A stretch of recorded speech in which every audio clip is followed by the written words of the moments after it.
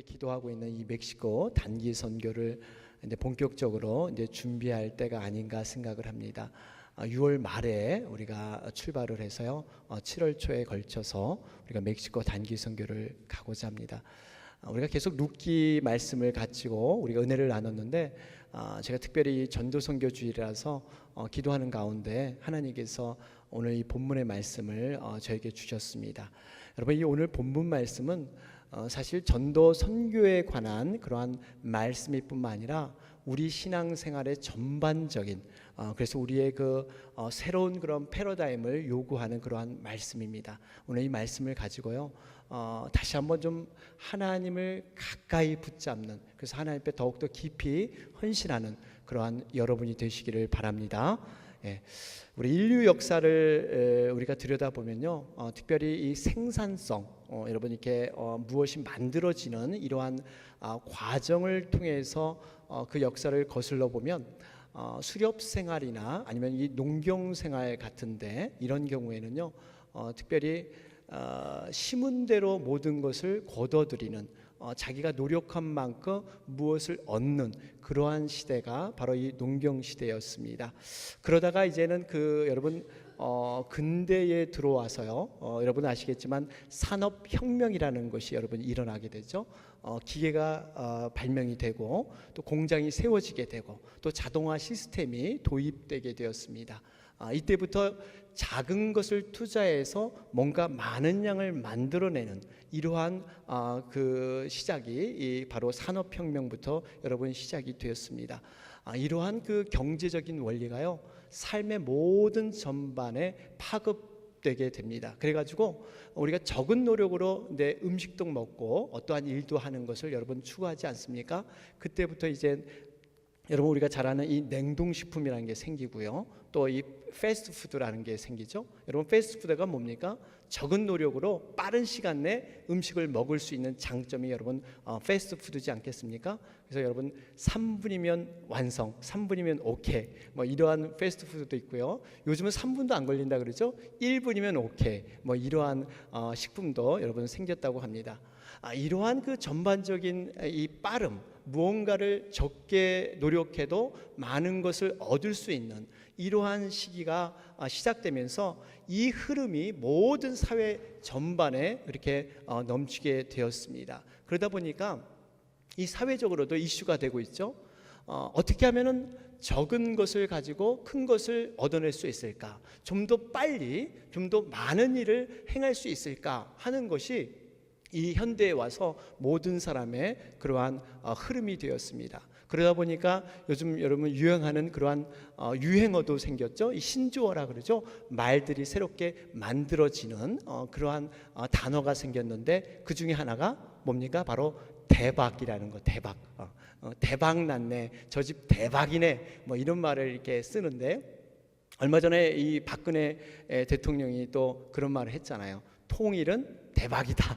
그래가지고 아주 그 사회적으로 이슈가 되었는데요. 뭐 통일은 예상하지 못하는 그러한 시기에 일어날 것이다. 또 모든 이런 국가나 사회가 어떻게 보면 바라는 것이 이 통일이다 하는 그러한 의미가 그 속에 들어 있습니다.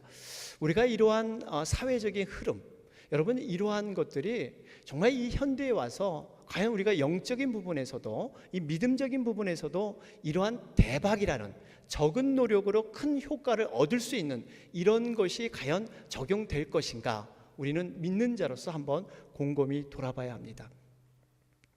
여러분 이 그 성실하게 일하는 것, 여러분 우리 이 그 개미에 대해서 많이 묵상하잖아요.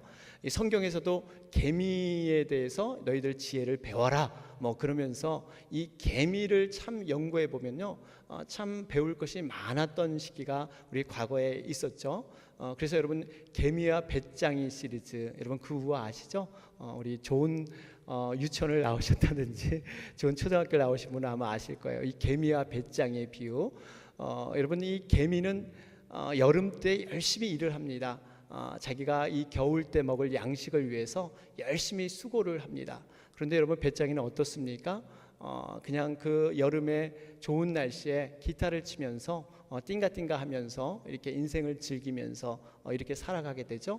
근데 겨울이 오게 됩니다. 겨울이 오게 될 때 개미는 자기가 먹을 양식이 있었기 때문에 따뜻한 그런 집안에서 가족들과 함께 지내지만 배짱이는 먹을 것이 없어서 거기에 구걸하러 이렇게 갈 수밖에 없는 이러한 신세가 됩니다. 거기서 우리가 배운 교훈이 뭡니까? 바로 개미처럼 우리가 열심히 근면하게 미래를 위해서 투자하고 열심히 우리가 생활을 해야 된다 하는 그런 성실과 근면을 우리가 개미를 통해서 배웠습니다. 그런데 요즘 여러분 아세요? 그 새로운 그 현대판 이 개미와 배짱이 이야기가 나왔다고 합니다. 여러분 어떤 얘기인지 아세요? 이 개미와 배짱이 얘기가 나왔는데, 개미가 이 젊은 날 너무 열심히 일을 했어요. 쉬지 않고 일을 했습니다. 그러다 보니까 이제 노후가 되었어요. 노후가 되어서 이제 이렇게 좀 쉴만하고, 또 어떻게 보니까 이 그 자녀들도 나름대로 잘 커져서 이제 성공을 했습니다. 그래서 노후를 이렇게 좀 즐기고 행복을 좀 추구하려고 이러다 보니까 개미가 그만 병이 난 거예요. 왜냐하면 너무 젊은 날 너무 열심히 일을 하다 보니까 신경통에다가 루마티스에다가 관절염 뭐 이런 그 무수한 병을 얻은 거예요. 더군다나 그 쌓아둔 양식이 많은데 입맛까지도 잃어버렸어요. 여러분 병 나면 입맛도 잊어버리잖아요. 이러한 상황이 이 개미가 이르렀습니다. 반면에 여러분 배짱이는 어떻게 된지 아세요? 배짱이는 맨날 띵가띵가하면서 기타 치며 이렇게 노래를 불렀는데 어느 날 이 배짱이가 우연히 음반을 취입하게 됩니다.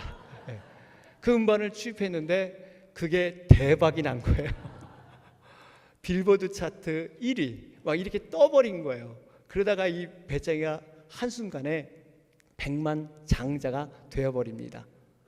개미가 너무나 안타까웠어요. 그래서 하루는 배짱이를 찾아갔습니다. 배짱아, 도대체 네가 어떻게 이렇게 부자가 됐냐? 이 부자 되는 비결이 뭐냐? 그랬더니 이 배짱이가 개미에게 이렇게 말합니다. 개미야, 너는 내가 보기에 맨날 기타 치고 노는 것 같았지만 난 그때 대박날 노래를 준비하고 있었어. 개미, 내가 너한테 이 비밀을 얘기해 주지만 요즘 시대는 너처럼 그렇게 일해서는 안 돼.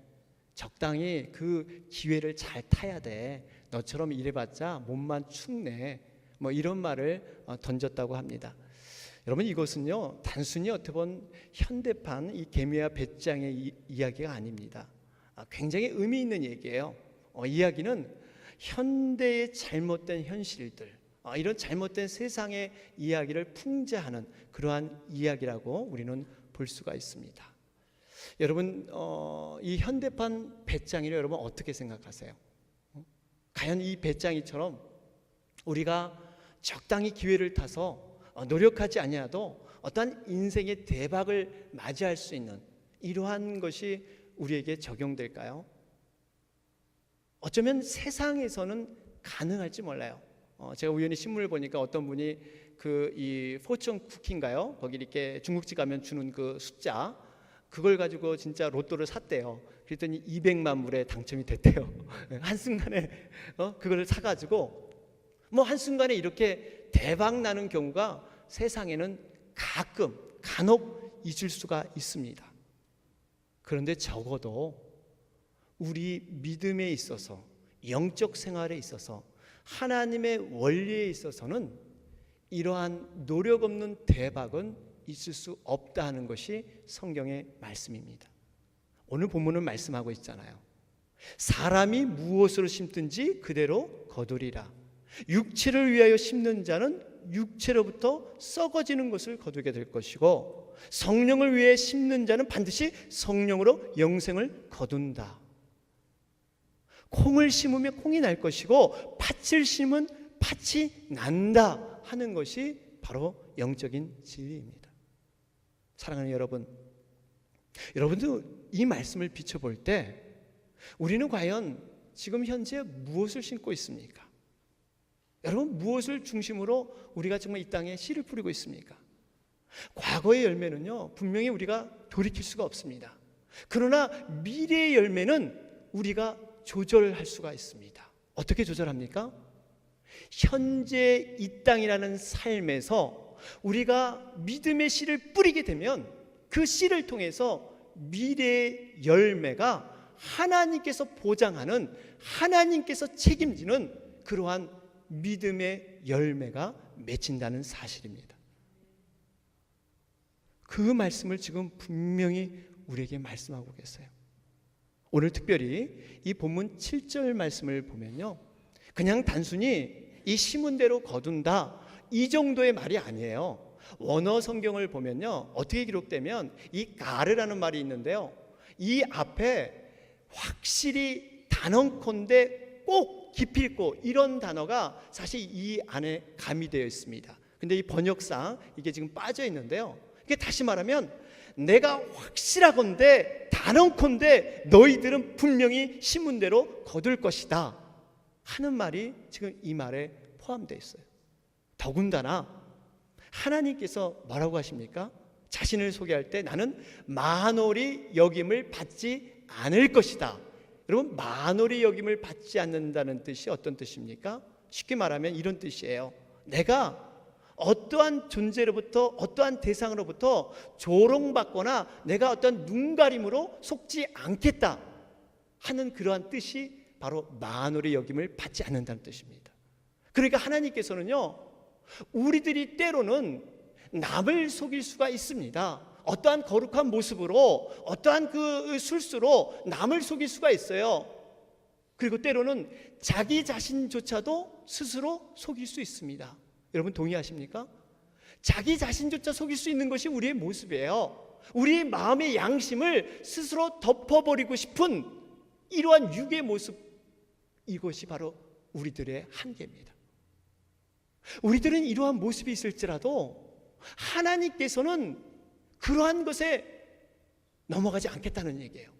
분명히 육으로 심은 자는 썩어진 것을 거두게 할 것이고 성령으로 심은 자가 영원한 열매를 거두게 하신다.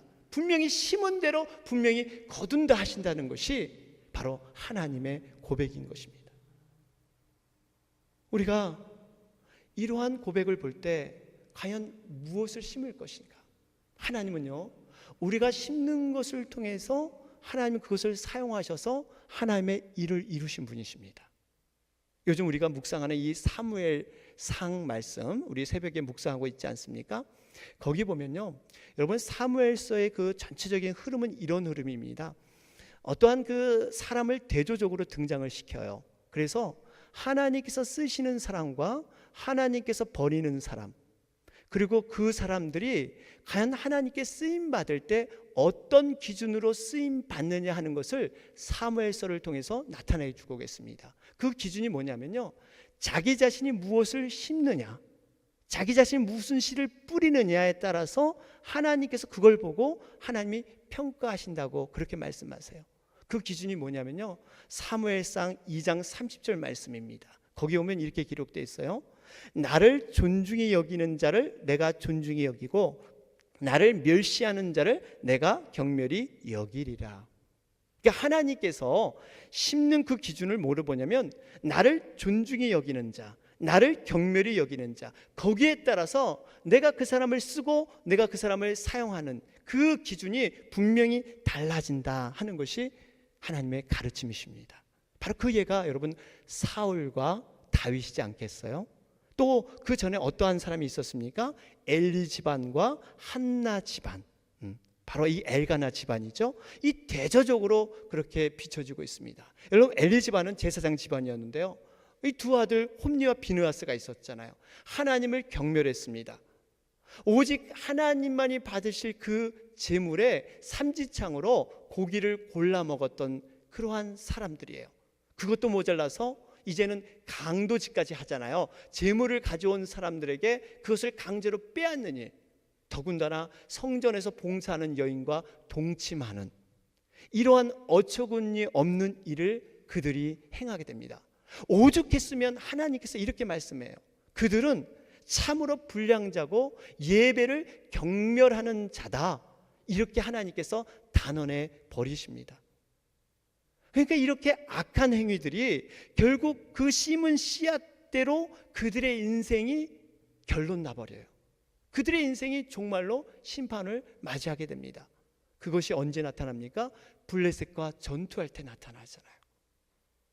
이 홈니와 비느하스가 가지고 갔던 하나님의 임재의 상징이었던 법궤, 이스라엘 백성의 자존심의 법궤를 빼앗겨 버려요.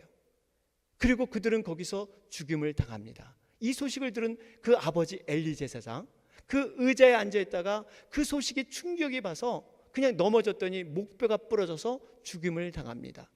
더군다나 홈리와 비느하스에서 그 둘째 아들 비느하스의 아내는 애를 낳다가 해산하다가 죽임을 당해요. 그러면서 그 죽임을 당하면서 짓는 이름이, 그 아들 이름이 이가봇이에요. 이가봇이란 뜻이 어떤 뜻입니까? 하나님께서 이스라엘 백성을 떠났다, 이런 뜻이 이가봇이에요. 여러분 한번 생각해 보세요. 아이들에겐 보통 축복된 그런 이름을 지어주잖아요. 그 아이가 평생 동안 불려질 이름은 뭔가 그 아이가 그렇게 못 살아도 그렇게 살기를 바라는 마음으로 좋은 이름을 지어주잖아요. 얼마나 충격이 컸으면 이렇게 이름을, 하나님의 이스라엘 백성을 떠났다, 이렇게 이름을 지어주겠어요. 그만큼 충격이 컸던 거예요. 그런데요 여러분, 실제로 하나님께서 이스라엘 백성을 떠났습니까? 아닙니다. 단지 하나님이 떠난 건 그 엘리 집안의 그 가문을 떠난 것이지 결코 하나님은 이스라엘 백성들을 떠나지 않았어요. 그 후에 다윗을 준비하잖아요. 바로 이 다윗, 하나님을 존경하며 하나님을 따랐던 그 다윗을 하나님은 하나님의 영광을 나타내는 도구로 사용하십니다. 이것이 하나님의 역사예요. 이것이 전체 사무엘서에 흐르는 그러한 흐름의 맥이라는 것을 우리는 볼 수가 있습니다. 사랑하는 여러분, 세상에는요 간혹 노력하지 않아도 대박이 날 수 있습니다. 그러나 영적인 일에는 달라요. 하늘의 원리는 분명히 다릅니다. 심은 대로 거둔다. 여러분 이것이 진리임을 믿으시기 바랍니다. 저는 선교를 생각할 때요 이런 생각이 들더라고요. 선교가 과연 뭐냐? 오늘 우리가 단기 선교 우리가 준비를 하고 있는데요, 선교는 뭐냐? 적어도 저는 선교는 하나님이 주신 그 씨앗, 그 씨앗을 심는 것이고 씨앗을 뿌리는 것이다. 이것이 선교가 아닐까 하는 그런 생각을 해보게 되었습니다. 하나님께서 종자 씨를 주시는데 그 씨를 뿌림으로 말미암아 열매를 보게 하는 것, 바로 이것이 선교예요. 그러면서 제가 이 선교를 묵상하면서 솔직히 제가 근데 말씀드리면 좀 믿음 없는 그런 말씀을 좀 드릴게요. 목사라고 다 믿음이 있는 거 아니거든요. 저도 어느 순간에 이런 생각이 딱 들어요. 딱 두 가지 생각이 드는데, 하나는 야, 우리 교회 재정도 넉넉하지 않는데 굳이 저렇게 멀리 가서, 가까운 곳에 전도할 곳도 많은데 멀리 가서 돈을 들여서 선교를 해야 될까 하는 그 재정에 대한 부담감. 두 번째, 열매에 대한 부담감이 있습니다. 우리가 이렇게 어렵게 가서 씨를 뿌리는데 우리가 간 그 선교지가 막 뒤집어져 가지고 뭔가 좀 변화가 되고 정말 눈에 보이는 열매가 팍팍 좀 일어나면 우리도 신나고, 또 거기에 참석한 분들도 뭔가 성령의 충만함을 받아서 돌아와서 정말 이렇게 정말 영혼을 사랑하고 전도하는데 여념이 없고 뭔가 이렇게 열매가 확 맺어지고, 또 그걸 보냈던 우리 교회에 기도하는 많은 분들도 어떤 성령의 충만함에 취해서 뭔가 이런 열매가 쫙 보여져야 되는데 만약 그 열매가 없으면 어떡하지 하는 그러한 걱정 아닌 걱정. 제가 이 정도밖에 되지 않습니다. 이런 생각은 저만 하죠. 여러분은 안 하실 거예요. 그러면서 제가 참 기도하는 가운데 아니다. 선교는 결코 재정이 넉넉해서 하는 것이 아니다. 이 종자씨를 심는 것, 이 심는 것은 무엇이 많아서 하는 것이 아니다. 없기 때문에, 부족하기 때문에, 미래를 준비하기 때문에 오히려 더 열심히 뿌려야 된다 하는 그러한 마음을 하나님께 주시더라고요. 여러분, 하나님께서는요 우리에게 어떤 일용할 양식을 주실 때 그 양식만 주시는 게 아니에요. 반드시 종자씨도 허락하십니다. 심는 자에게 심을 것도 분명히 허락하신다고 약속하셨어요. 그 말씀이 어디 있습니까? 고린도후서 9장 10절 말씀에 보면 거기에 그렇게 기록되어 있잖아요.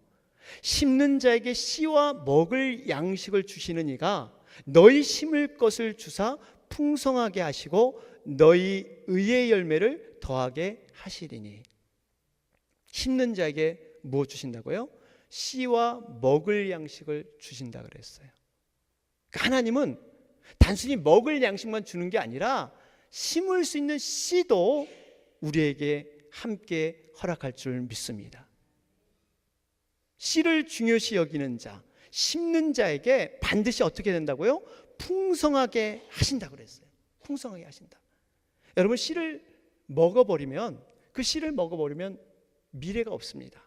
여러분, 청교도들이 이 땅에 와서 유일하게 먹지 않은 것이 종자씨라 그러잖아요. 자기 자식이 내 눈앞에서 죽어감에도 불구하고, 배고픔에 지쳐서 죽어감에도 불구하고 종자씨, 영국에서 가져왔던 그 종자씨는 절대 건드리지 않았대요. 왜요? 그것을 심어야만 후손이 살기 때문에. 그것이 바로 추수감사절의 유래예요. 그와 마찬가지로 우리가 어렵다고 해서 심어야 할 것을 심지 않고 먹게 되면 하나님의 복을 우리는 누릴 수가 없다는 사실입니다. 이 원리를 누가 잘 알았냐면요, 요셉이 잘 알았어요.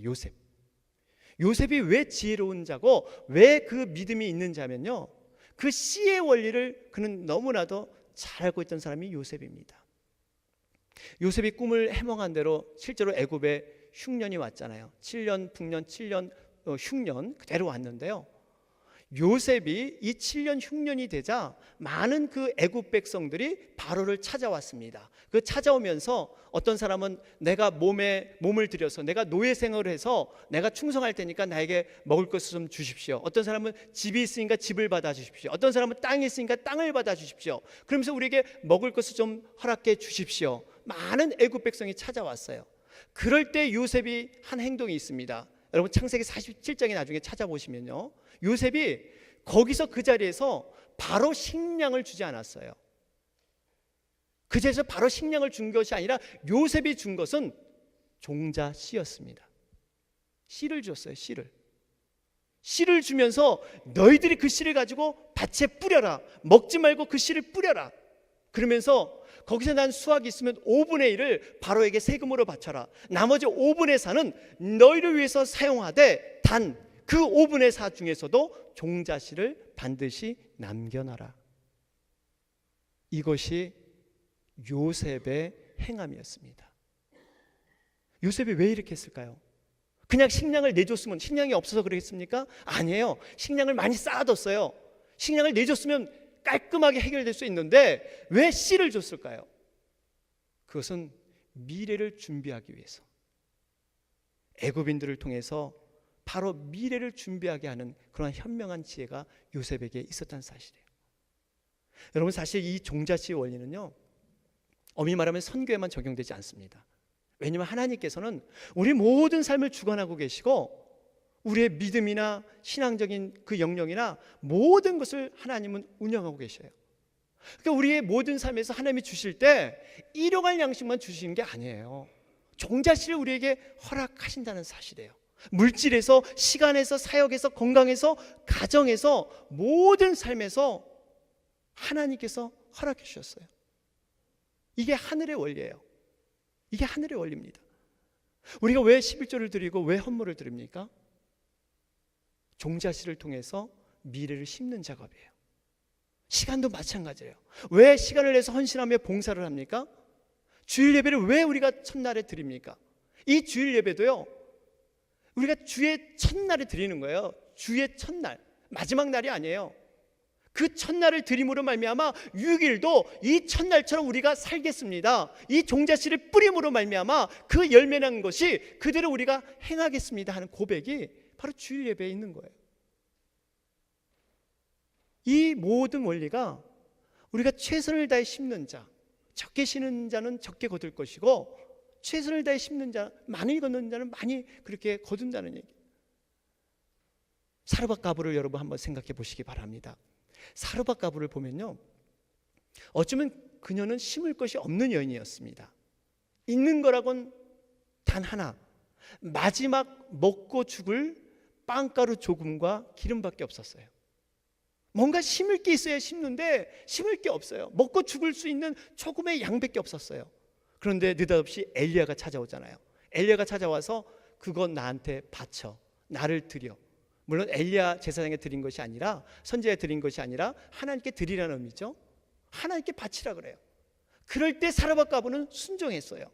그 순종의 결과가 어떻습니까? 3년 6개월 동안 마르지 아니하는 그 풍성함을 경험했던, 바로 그 씨를 심었기 때문에 이 사르밧 과부의 가정이 풍성함으로 넘쳐나는 이러한 결과를 체험하지 않습니까?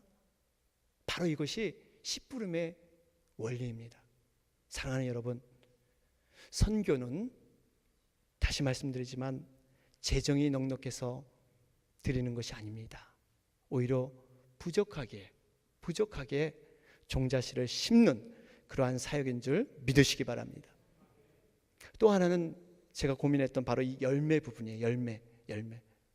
좀 열매가 눈앞에 좀 팍팍 좀 올라왔으면 좋으련만, 이렇게 어렵게 심었는데 열매가 없을 때 우리는 낙심될 수가 있습니다. 낙심될 수 있어요. 이게 우리 육의 한계입니다. 오늘 본문에서도 얘기하고 있잖아요. 9절 말씀을 보니까 선을 행하되 낙심하지 말지니 피곤하지 아니하면 때가 이름에 거두리라. 이 말씀, 분명히 선을 행하는데 낙심할 수 있다는 얘기예요. 이 전제가 뭐냐면요, 낙심하지 말라는 것은 낙심될 수 있기 때문에 너희들 하지 마라, 이렇게 말씀하는 거 아니겠어요? 여러분, 선을 행하다 왜 낙심이 될까요? 좋은 것을 하는데 왜 이런 나쁜 마음이 왜 들어올까요? 이게 사단의 그러한 뭔가 간섭입니까? 왜 선을 행하는데 낙심하게 될까요? 이유는 딱 한 가지, 열매가 눈앞에 드러나지 않기 때문에 그래요. 어렵게 씨를 뿌렸는데 뭔가 파란 싹이 난다든지 뭔가 조짐이 보이고 뭔가 거기서 일어나야 되는데 눈앞에 보이는 게 없는 거예요. 선을 행하는데 낙심이 되는 거예요. 낙심이 되는 거예요.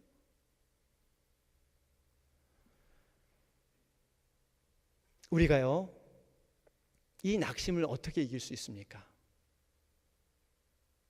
이 낙심은요, 그 선을 행하시는 하나님을 묵상할 때 우리가 이길 수 있다는 사실이에요. 선을 이루시는 그 결과를 만드시는, 열매를 맺게 하시는 분이 하나님이신 것을 여러분 믿으시기 바랍니다. 그 하나님을 우리가 묵상해 봐야 돼요. 그래서 오늘 말씀에 뭐라 그럽니까? 때가 이름에 거두리라. 너희들이 낙심하지 마라. 때가 이름에 거두리라. 이 때라는 것은 성경에 보면 때가 참해 뭐 이런 말이 많이 등장을 하잖아요. 하나님의 시간과 하나님의 공간을 얘기하고 있습니다. 이 때는 우리 때가 아니에요. 우리 생각의, 우리 개념의 때가 아니에요. 하나님은 시간과 공간을 초월하신 분이십니다. 그 하나님의 시간대, 하나님의 공간에 하나님은 완성하시겠다고 말씀하십니다. 여러분, 때를 한번 생각해 볼까요? 하나님은 하루를 천년같이, 천년을 하루같이 사시는 분이에요. 이 때를 초월하신 분이 하나님이십니다. 시간을 초월해요. 그렇기 때문에 우리가 오늘 심어서 오늘 날 수도 있지만 이 심은 것이 내일 날 수도 있고 10년 후에 날 수도 있고, 아니면 우리의 자녀 때 그 열매가 맺힐 수도 있다는 사실이에요. 우리의 생각에 그때 맺히는 것이 아니라는 거예요. 그러한 예가 바로 이 열왕기상 3장 6절에 나와 있잖아요. 바로 솔로몬이 그런 고백을 해요. 여러분 한번 보실까요? 솔로몬이 이런 고백을 해요. 거기를 보면 솔로몬이 가로되 주의 종 내 아비 다윗이 성실과 공의의 정직한 마음으로 주와 함께 주의 앞으로 행함으로 주께서 저에게 큰 은혜를 베푸셨고 주께서 또 저를 위하여 이 큰 은혜를 예비하시고 오늘날과 같이 저의 위에 앉을 아들을 저에게 주셨나이다. 여러분, 이것이 솔로몬의 고백이에요. 이게 무슨 의미입니까? 솔로몬이 내가 은혜를 받고 지금 우리 자녀들까지도, 이 앉을 아들, 이 후손들까지도 왕에 앉힐 수 있었던 것은 다 모든 게 은혜인데, 그 은혜가 어디서 출발했냐면 바로 내 아비 다윗이 성실과 공의와 정직한 마음으로 주와 함께 행했으므로.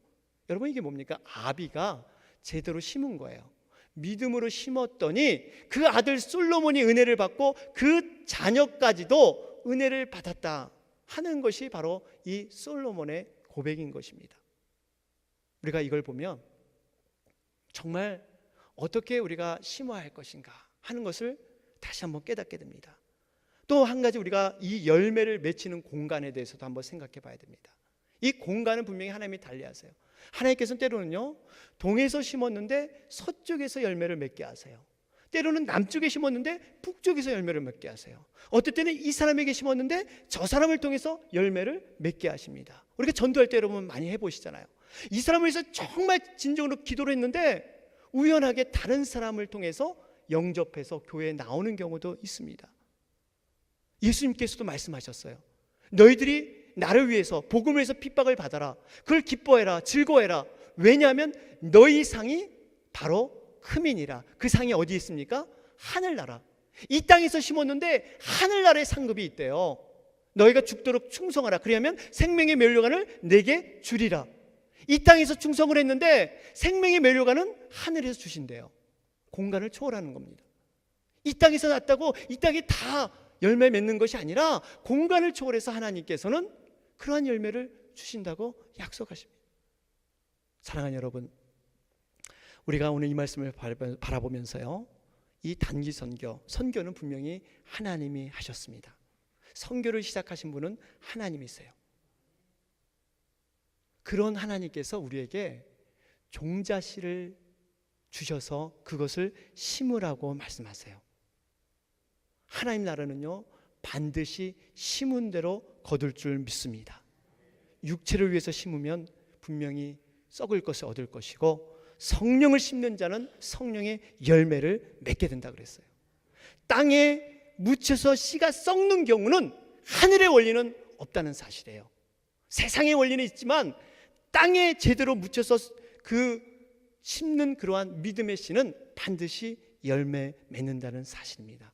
오늘도 우리가 이 사실을 붙들고 시간과 공간을 초월해서 역사하시는 그 하나님을 바라보면서 우리가 함께 믿음의 씨를 심는 여러분과 제가 되길 주님의 이름으로 축원합니다. 아멘.